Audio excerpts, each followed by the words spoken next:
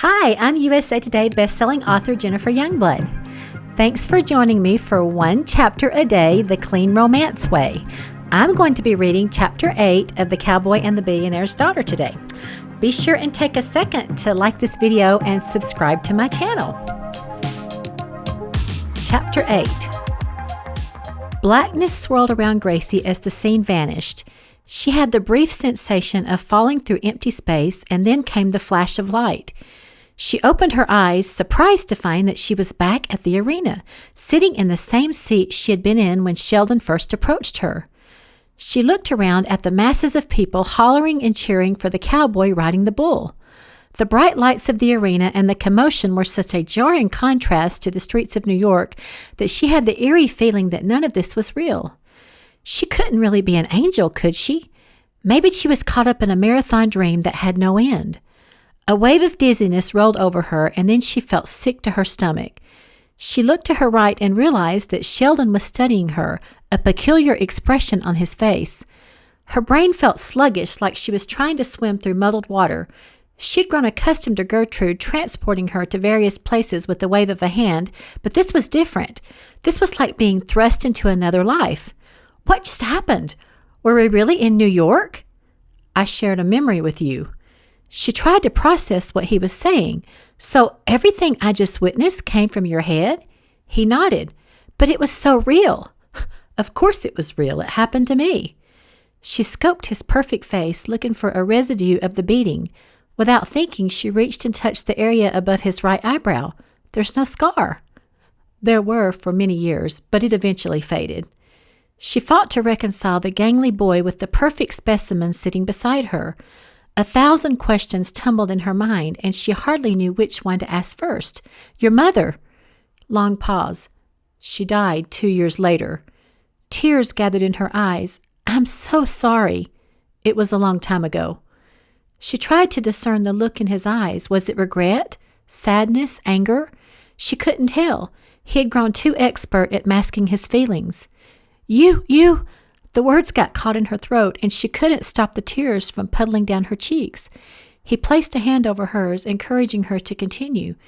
She took in a deep breath, trying her best to keep the emotion in check. You took that filthy bread home to your mother. She gulped and then forced the words out, because that's all you had to eat. Her eyes met Sheldon's, and for a split second she caught a glimpse of the vulnerable boy in the shadow of his features, but it faded in the blink of the eye. You were worried because you'd seen drops of blood on her handkerchief. He rocked back in surprise. How did you know? You showed me. A furrow appeared between his brows. No, I took you to where I was running down the street and when I was attacked. That's all. Why had he gotten so defensive all of a sudden? Mentally, she replayed the experience. When you were running, I felt your thoughts. It was like information was flowing into me. She gave him a tender look. I could feel your hunger, your fear. He swallowed hard, and it was as if the curtains were coming down over his features like he was retreating into himself. I see.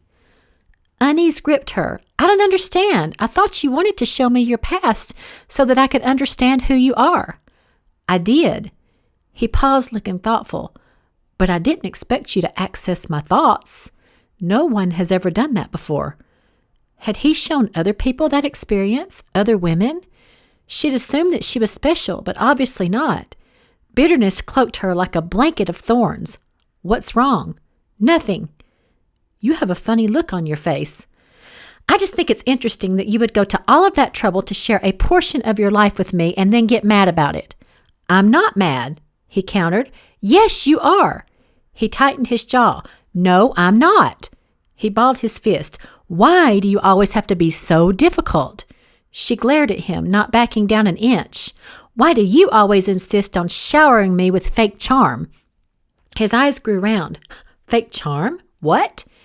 It was refreshing to catch a glimpse of the real Sheldon, the one behind the perfect mask, and it was also refreshing to know that she could get a rise out of him. He let out a derisive chuckle. Oh, you mean the pathetic little boy fighting for his life on the streets? That boy? She cringed at the bitterness in his voice. That's not what I meant. He arched an eyebrow. Well, what exactly did you mean? Irritation bubbled up her neck, and she had to fight to keep her voice from rising. I only meant that it would be nice if you would simply be you. That's all I'm saying." "I don't think you would like that very much." The dangerous edge in his voice stopped her cold. It was just the medicine she needed to bring her back to reality. Her heart had bled for the boy, and her instinct was to protect him at all costs, but Sheldon was no longer that helpless boy. The ruthless man had snuffed him out long ago to the point where he was on the road to becoming a dark angel. Maybe Gertrude was right. Maybe there was no hope of ever changing him. It was a bleak thought that left a heavy knot in her stomach. She folded her arms tightly over her chest and stared unseeingly at the action going on below. He touched her arm. "Hey." She ignored him. "Hey," he said more insistently. She jerked around to face him. "What?" A ghost of a smile tugged at a corner of his lips. "You're really cute when you're angry." "What? Now you're making fun of me?" "No, I was just making an observation." His eyes searched hers. "I'm sorry. I mean it." An unexpected rush of tenderness swept over her, and she felt herself soften. "Tell me about the man." "The man?" "The one who saved you." A tortured look came over him in the instant before his eyes grew distant. "I started running basic errands for him, picking up items for his restaurant, washing dishes, sweeping the floors, relaying messages. Mateo became like a father to me. Had it not been for him, my mother and I would have been thrown into the street." She could tell that he was censoring the story, telling her only the parts he wanted her to know. Mateo could have been a character right out of The Godfather, and she got the distinct impression that he not only looked the part but acted it as well. He was a tough cookie who did little for others unless he got something in return. She figured that the only reason he took Sheldon in was because he was scrappy and brave, and Italian. She should have guessed right off that Sheldon was Italian with his olive skin, dark lashes, prominent nose, and high cheekbones. "You don't have an Italian accent." He shrugged. "That's what happens when you've been around as long as I have and circled the globe countless times." "Your accent is what I call neutral Midwestern." She cocked her head. "Did you purposely erase the Italian because you were embarrassed about your upbringing?" "That's absurd," he said, but she could tell from the way his jaw tensed that she'd hit a nerve. She shrugged. "That's why most people do it. I always got flack about my Southern accent when I lived in California, but I refused to change it. I figured that people could either take me as I was or not at all." He smirked. "That's good to know, but not everyone has the luxury of being as self-possessed as you." She let the jab slide with a roll of her eyes as her thoughts went back to Mateo. She wanted to ask Sheldon more about him. Her intuition told her that Sheldon's association with Mateo was the key to finding out why he had become a candidate for a dark angel. As she was searching for a way to broach the topic without thoroughly ticking him off, she saw him tense. She followed his trail of vision and realized that his eyes were fixed on the woman walking down the open path below their section of seats. An intense envy welled inside Gracie as she watched the exchange between Sheldon and the woman. With as little as a look, the woman had some invisible hold over Sheldon that was pulling him out of Gracie's reach. To say that the woman was beautiful would have been a gross understatement. Her flawless skin was pale, and her features were so perfect they might have been carved from alabaster. Her brown hair was nearly black, and it was as fluid as water, cascading over her shoulders and almost down to her waist. She was model-thin and tall, but also shapely. As far as Gracie could tell, she was the picture of perfection, without a single flaw. When the woman broke eye contact with Sheldon and fixed a malevolent glare on Gracie, she could almost feel icy fingers slithering around her and choking out all hope. The woman was the embodiment of darkness, a terrible darkness that had the power to rip everything good, leaving only suffering.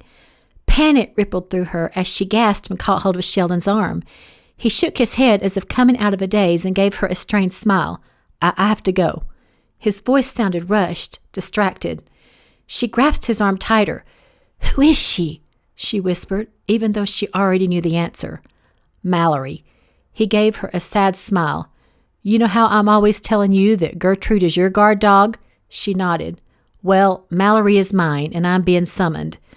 There was a look of resignation on his face as he let out a breath that reminded her of buoyancy leaving a balloon. A sick dread came over her. She couldn't stand the thought of him going with that horrible being. "Don't go. Stay with me. We can fix this. There's good in you. I felt it."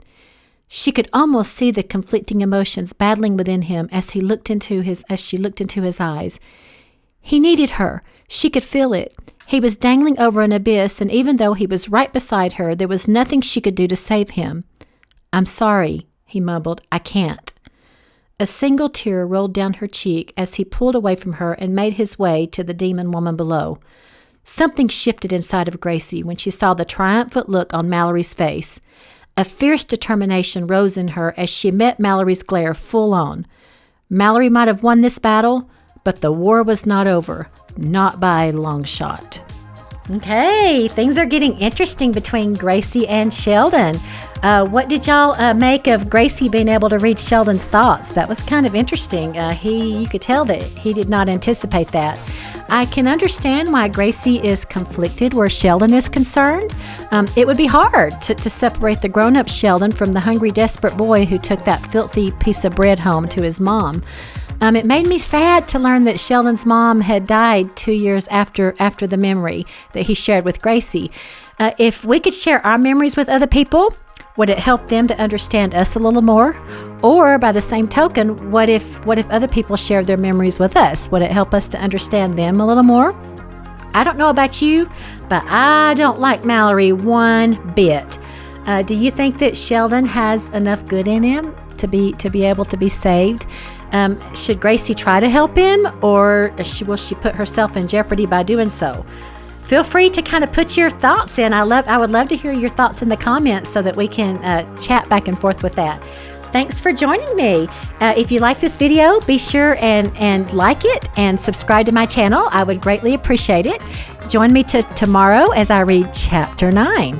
Here's to keeping it sweet and Swaney. See y'all tomorrow.